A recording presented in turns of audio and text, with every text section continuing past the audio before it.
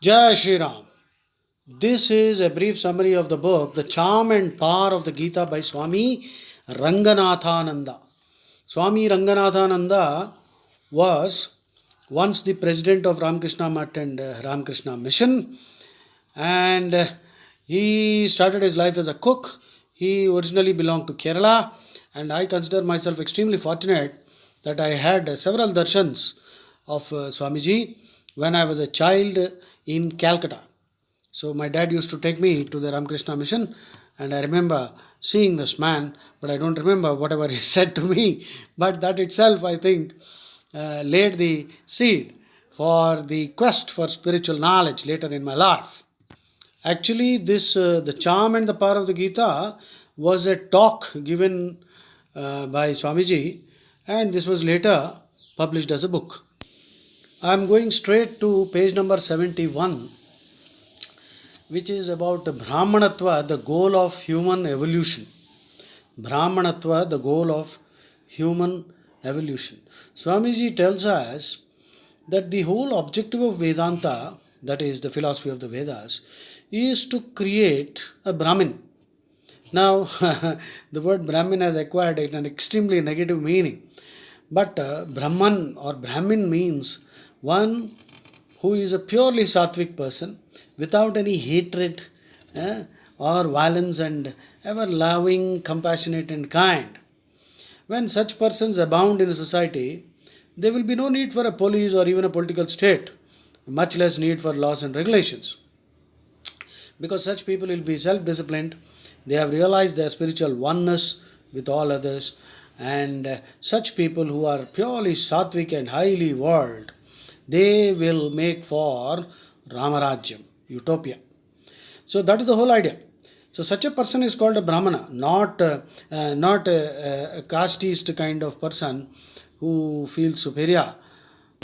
Swamiji mentions the earliest definition of the word Brahmana occurs in the Brihadaranyaka Upanishad 3.8.10, which in English says, that is Yajnavalkya is telling his wife Gargi, one, O Gargi, who departs from this world without knowing this imperishable reality is miserable, a kripanaha.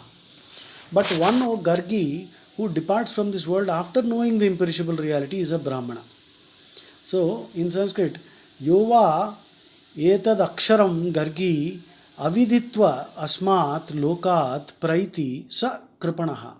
Atha ya etad aksharam Gargi viditva asmat lokat praiti sa brahmanaha.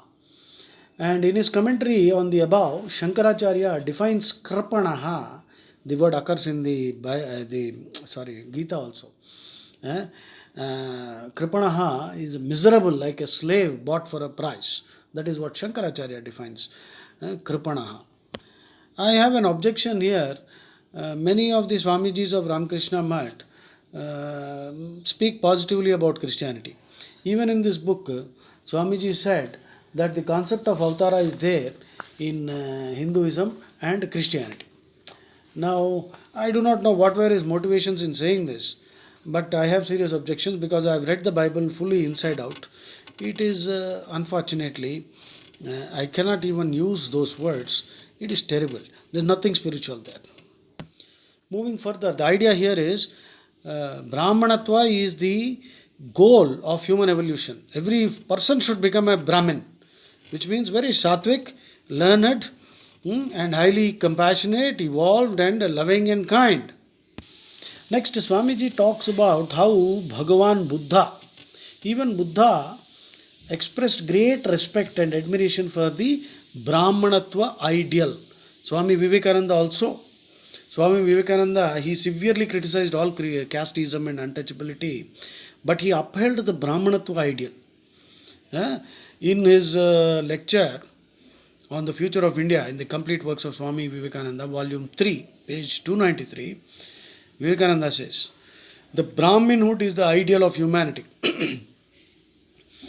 As wonderfully put forward by Shankaracharya at the beginning of his commentary on the Gita, where he speaks about the reason for Krishna's coming as a preacher for the preservation of Brahminhood or Brahmanatva. That was the great end. This Brahmin, the man of God, he who has known Brahman, the ideal man, The perfect man must remain, he must not go. So, Swamiji mentions some selected verses from Dhammapada. Dhammapada, as you know, is the collection of Buddha's teachings.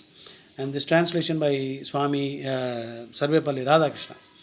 The Dhammapada verses are, I will not read the verses as such, I will read the English translation. Buddha says, "Him I call a Brahmana for whom there is neither this shore nor that shore nor both, who is free from fear and free from the shackles, bondage." Then Buddha goes on to say, "Him I call a Brahmana who is meditative, free from passions, settled, whose work is done, free from taints, and who has attained the highest end of sainthood." Because he has put aside evil, he is called a Brahmana. Because he lives in serenity, he is called a Samana. Because he puts away all his impurities, he is called a Pabbajita. Him I call a Brahmana who does not hurt anyone by body, speech, or mind, who is controlled in all these three things. Not by matted hair, nor by lineage, nor by caste does one become a Brahmana. He is a Brahmana in whom there is truth and righteousness. The Brahmana is one whose wisdom is deep, who possesses knowledge, and who discerns the right way and the wrong way, and who has attained the highest end. These are the words of Gautam Buddha on Brahmanatva as a social ideal. So, Brahmanatva or Brahminness indicates a human type. There are Brahmana types in America, Russia, China, everywhere else. Brahmana types are found everywhere in the world. Purely sattvic people who display those characteristics which we discussed earlier. Swamiji then tells us that Sri Krishna's incarnation is related to Bhaumasya Brahmano Brahmanatvasya Rakshanartham. Bhaumasya Brahmana, Brahman of the world, that is the Vedas, the tremendous philosophy and spirituality, where universal ideas are found. Nobody needs to be afraid of questioning Vedas or Bhagavad Gita, because it welcomes questioning. It is rational and experiential, and it is very universal, dealing with humanity as a unit, not as sectarian, cut up into religion, cult, caste, creed, nation, race. That's the importance of the Vedic tradition. So Shankaracharya says, and Swamiji is narrating to us, he calls it Bhaumasya Brahmano and Brahmanatvasya Rakshanartham. So the Vedas contain universal principles about God and humanity. Krishna, Rama, they all came. Krishna came to protect it and to protect that person who embodies that Shruti in his or her own life. That is the Brahmana type. So remember, Brahmin as a priest is different from the Brahmana as expounded in the Vedas and the Bhagavad Gita. Jai Shri Ram.